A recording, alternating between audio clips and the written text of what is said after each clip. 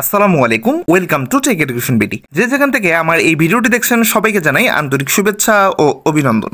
বাংলাদেশ পল্লী বিদ্যুতায়ন বোর্ড, বাংলাদেশ পল্লী বিদ্যুতায়ন বোর্ড, যেটাকে ইংরেজিতে বলা হয় যে Bangladesh rural electrification board. Bangladesh পল্লী বিদ্যুতায়ন বোর্ড একটি বিশাল সার্কুলার প্রকাশ করেছে, যেটির আবেদন প্রক্রিয়া অলরেডি শুরু হয়ে গিয়েছে। তো আপনারা এখনো যারা আবেদন করেননি তারা আমার এই ভিডিওটি সম্পূর্ণ দেখবেন, তাহলে কিভাবে আবেদন করতে হয় এবং কিভাবে টাকা পেমেন্ট করতে হয় এই বিষয়টি আপনারা জানতে পারবেন। আচ্ছা, তো এর জন্য সর্বপ্রথম আপনাদেরকে আসতে হবে BREBHR.teletalk.com.bd এই ওয়েবসাইটে। তো সর্বপ্রথম আপনারা আসবেন BREBHR.teletalk.com.bd।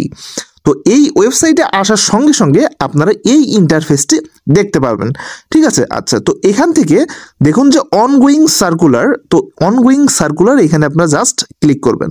তো ক্লিক করলে এই অপশনটি চলে আসবে। দেখুন এখানে দেখা যাচ্ছে যে অ্যাপ্লিকেশন স্টার্ট মানে 17/11/2024 সকাল 10টায়। তো 17/11/2024 সকাল 10টায় অ্যাপ্লিকেশন স্টার্ট হয়ে গিয়েছে এবং 7/12 মানে আগামী মাসের 7 তারিখ পর্যন্ত এই অ্যাপ্লিকেশনটি চলমান থাকবে। তো আমরা আগে দেখে আসি যে এই অ্যাপ্লিকেশনের জন্য কয়টি পদ রয়েছে। চলুন আমরা সার্কুলারটি দেখে আসি। তো এর জন্য আপনারা এই যে অ্যাডভার্টাইজমেন্ট এখানে জাস্ট ক্লিক করবেন, তাহলে এই সার্কুলারটি আপনাদের ডাউনলোড হয়ে যাবে। এখানে দেখুন দেয়া রয়েছে যে এখানে মোট 481টি পদ, তার মানে সর্বমোট 481টি পদের জন্য আপনারা আবেদন করতে পারবেন। তো সর্বপ্রথম যে পদটি রয়েছে সেটা হচ্ছে সহকারী জুনিয়র ইঞ্জিনিয়ার, ঠিক আছে, সহকারী জুনিয়র ইঞ্জিনিয়ার। এখানে 300টি পদ রয়েছে, এর কম বেশিও হতে পারে। তো যাই হোক, 300টি পদের জন্য আপনাদের কি কি যোগ্যতার প্রয়োজন আছে দেখুন। ডিপ্লোমা, 4 বছরের ডিপ্লোমা হতে হবে ইলেকট্রিক্যাল অথবা পাওয়ার সাবজেক্ট, ঠিক আছে। ইলেকট্রিক্যাল অথবা পাওয়ার সাবজেক্টে আপনাকে 4 বছরের যে ডিপ্লোমা সেই ডিপ্লোমা থাকতে হবে।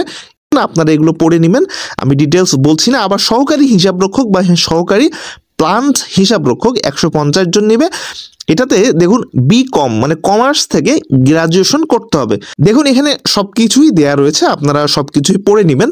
এরপর দেখুন সহকারী স্টোর কিপার, এখানে 31টি নিবে। তো এগুলো আপনারা সব কিছু দেখে নেবেন। তো এখন পর্যন্ত আপনার বয়স সীমা কিন্তু 18 থেকে 30ই রয়েছে। আপনারা অনেকে বলে থাকেন যে 32 নাকি হয়ে গিয়েছে, না আসলে বাস্তবে 32 এখনো হয়নি, তবে 32 হওয়ার একটা সম্ভাবনা রয়েছে। বাট এখন পর্যন্ত 18 থেকে 30 বছরের মধ্যে আপনার বয়স থাকতে হবে। তো আপনারা সার্কুলারটি সম্পূর্ণ ভালোভাবে পড়ে নেবেন, এরপর আপনারা এখানে আবেদন করবেন। আবেদন করার জন্য আপনাকে এই ইন্টারফেসটাকে অ্যাপ্লিকেশন ফর্মে ক্লিক করতে হবে। তো আবেদন করার জন্য আপনাকে অ্যাপ্লিকেশন ফর্মে ক্লিক করতে হবে। এরপর আপনি যে পোস্টের জন্য আবেদন করবেন, দেখুন এখানে 3টি পোস্ট দেয়া রয়েছে। তো আপনি যে পোস্টের জন্য আবেদন করবেন সেই পোস্ট আপনাকে সিলেক্ট করতে হবে। সাপোজ আমি অ্যাসিস্ট্যান্ট জুনিয়র ইঞ্জিনিয়ার এই পোস্টের জন্য আবেদন করব। তো আমি এখানে জাস্ট ক্লিক করব, ক্লিক করে নেক্সট বাটনে ক্লিক করব। আচ্ছা, তো এরপর এই অপশনটি থেকে আপনি দেখুন premium member of all jobs, এটা আপনারা নো করে দিবেন। এবার নেক্সট বাটনে ক্লিক করবেন। এবার এখান থেকে অ্যাপ্লিক্যান্টস নেম ইংরেজিতে, মানে যে আবেদন করবে তার নাম ইংরেজিতে লিখতে হবে।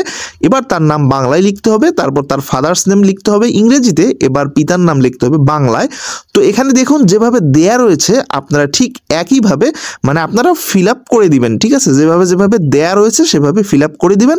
আমি অনেক ভিডিওতে দেখিয়েছি যে কিভাবে ফিল আপ করতে হয়, তো আপনারা এইভাবে ফিল আপ করে দিবেন। তো ডেট অফ বার্থের বেলায় অবশ্যই এখান থেকে সর্বপ্রথম আপনাদেরকে সাল সিলেক্ট করতে হবে, ঠিক আছে। ডেট অফ বার্থের বেলায় সর্বপ্রথম আপনাদেরকে সাল সিলেক্ট করতে হবে, তারপর আপনারা এখান থেকে মাস সিলেক্ট করবেন এবং এরপর আপনারা ডেট সিলেক্ট করবেন। এইভাবে ডেট অফ বার্থটা সিলেক্ট করবেন। ন্যাশনালিটি বাংলাদেশি থাকে, রিলিজিয়ন আপনার যে যার ধর্ম সেই রিলিজিয়ন আপনারা এখান থেকে সিলেক্ট করে দিবেন। এবার আপনার জেন্ডার, আপনি মেল হলে মেল, ফিমেল হলে ফিমেল, অথবা থার্ড জেন্ডার হলে থার্ড জেন্ডার এখান থেকে সিলেক্ট করবেন। এবার আপনার national ID card, national ID কার্ডের ইয়েস দিয়ে ন্যাশনাল আইডি কার্ডের নাম্বার দিয়ে দিবেন। আবার হচ্ছে বার্থ রেজিস্ট্রেশন, ইয়েস দিয়ে বার্থ রেজিস্ট্রেশনের নাম্বার দিয়ে দিবেন। তবে একটি বিষয়, আপনার বার্থ রেজিস্ট্রেশন এবং ন্যাশনাল আইডি কার্ড এই দুটির যে কোনো একটি আপনাকে অবশ্যই থাকতে হবে, ঠিক আছে। আচ্ছা, এরপর পাসপোর্ট থাকলে ইয়েস, না থাকলে নো। তবে আপনি যখন ইয়েস দিবেন তখন অবশ্যই আপনার সেই ধরুন ন্যাশনাল আইডি কার্ডের বেলায় ন্যাশনাল আইডি কার্ডের নাম্বারগুলো দিতে হবে, বার্থ রেজিস্ট্রেশনের বেলায় ইয়েস দেওয়ার পর বার্থ রেজিস্ট্রেশন নাম্বার দিতে হবে, এবং পাসপোর্ট যদি আপনি ইয়েস দিয়ে থাকেন সেক্ষেত্রে নাম্বার দিতে হবে, ঠিক আছে। তো এরপর আপনার মেরিটাল স্ট্যাটাস, সিঙ্গেল হলে সিঙ্গেল, মেরিড হলে মেরিড, আর যদি ডিভোর্সি হন তাহলে আদার সিলেক্ট করবেন। আচ্ছা, এরপর মোবাইল নাম্বার, ওই একই মোবাইল নাম্বার আবার আপনি এখানে দিয়ে দিবেন।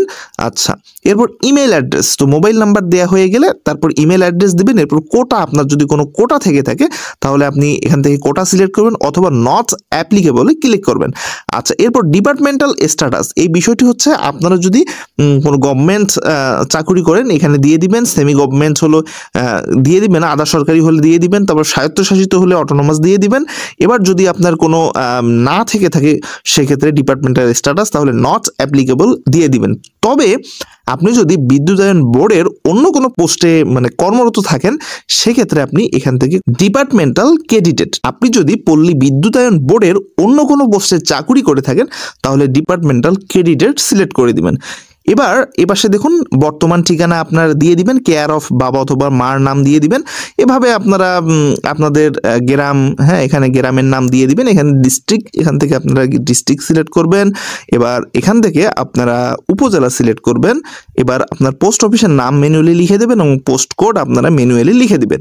এবার আপনি যদি আপনার বর্তমান অ্যাড্রেস এবং পার্মানেন্ট অ্যাড্রেস একই হয়ে থাকে তাহলে আপনি এখানে জাস্ট চেক মার্ক দিবেন, same as present address, just এইখানে আপনারা একটা চেক মার্ক দিয়ে দিবেন, ঠিক আছে। এরপর দেখুন এসএসসি ইনফরমেশন, এখান থেকে এখানে এক্সামিনেশনে গিয়ে আপনার যে এসএসসি সেই এসএসসি ইনফরমেশন এখান থেকে সিলেক্ট করে দিবেন। এরপর রোল নাম্বার, তারপর হচ্ছে বোর্ড রেজাল্ট, পাশের বছর, এগুলো সবগুলো আপনারা দিয়ে দিবেন, এসএসসি তারপর এইচএসসি। এরপর আপনার ইফ অ্যাপ্লিকেবল এখানে সিলেক্ট করে আপনি বাকি ইনফরমেশনগুলো আপনারা এখানে দিয়ে দিবেন। তো যদি আপনার এখানে কোনো এক্সপিরিয়েন্স থেকে থাকে তাহলে ইফ অ্যাপ্লিকেবল এখানে চেক মার্ক দিয়ে আপনি আপনার জব এক্সপিরিয়েন্স এখানে দিয়ে দিবেন। এরপর দেখুন হচ্ছে কম্পিউটার লিটারেচার, এখানে কম্পিউটার লিটারেচার ইয়েস অবশ্যই দিয়ে দিবেন, এবং হচ্ছে অটোক্যাড, আপনার যদি অটোক্যাড জানা থাকে তাহলে ইয়েস দিবেন, আর যদি অটোক্যাড না জানা থাকে তাহলে আপনি এখান থেকে নো দিবেন। এরপর এই যে ভেরিফিকেশন কোডটি রয়েছে, তো এই ভেরিফিকেশন কোডটি আপনারা সঠিকভাবে এখানে লিখে দিবেন। আচ্ছা, তারপর আপনারা সবগুলো ইনফরমেশন ঠিক থাকলে আপনারা এখানে চেক মার্ক দিয়ে আপনারা সাবমিট বাটনে ক্লিক করবেন, ঠিক আছে। সবকিছু ঠিক থাকার পর আপনারা চেক দিয়ে নেবেন সবকিছু ঠিক আছে কিনা। এরপর আপনারা সাবমিট বাটনে ক্লিক করবেন। সাবমিটে ক্লিক করার পর দেখবেন যে আবার আপনার ইনফরমেশনগুলো সব এখানে শো করছে। তো এখান থেকে দেখে নেবেন কোথাও কোনো ভুল হয়েছে কিনা। যদি কোথাও কোনো ভুল হয়ে থাকে তাহলে অবশ্যই আপনাকে এটা ক্যান্সেল করে আবার নতুন করে আবেদন করতে হবে।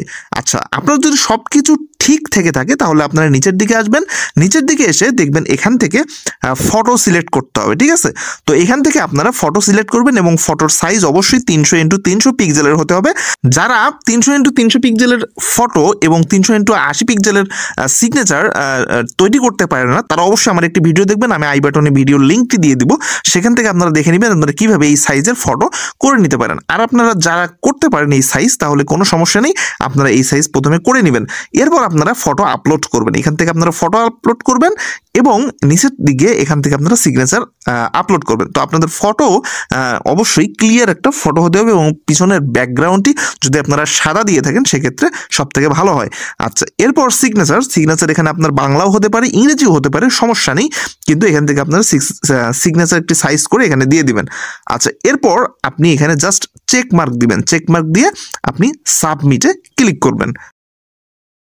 তো সাবমিটে ক্লিক করার সঙ্গে সঙ্গে এখান থেকে কিন্তু আপনার অ্যাপ্লিকেশনটি সাবমিট হয়ে গেল, ঠিক আছে।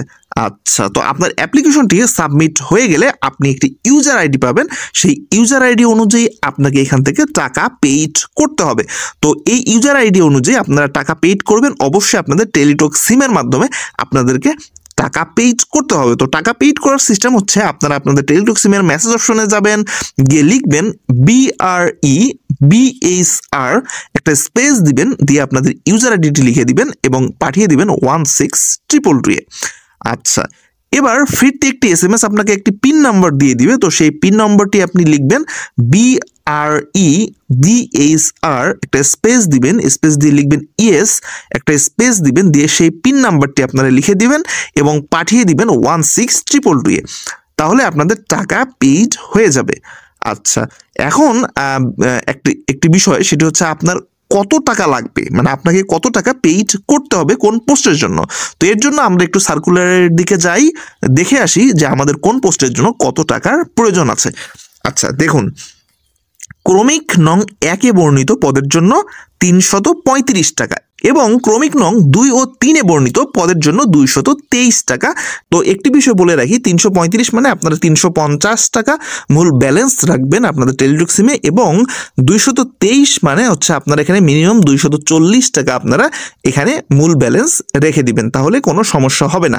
আচ্ছা, তো এভাবে আপনারা এখান থেকে অনলাইনে টাকা পেমেন্ট করতে পারবেন। তো এই হলো আবেদন পদ্ধতি এবং অনলাইনের টাকা পেমেন্ট পদ্ধতি। আমরা ইউটিউবের পাশাপাশি ফেসবুক পেজেও আমাদের ভিডিওগুলো দিয়ে থাকি, আপনারা চাইলে আমাদের ফেসবুক পেজটিও লাইক দিয়ে সাথে থাকতে পারেন। তো আজকের ভিডিও পর্যন্ত, সবাই ভালো থাকবেন, সুস্থ থাকবেন, টেক এডুকেশন সঙ্গে থাকবেন। ধন্যবাদ।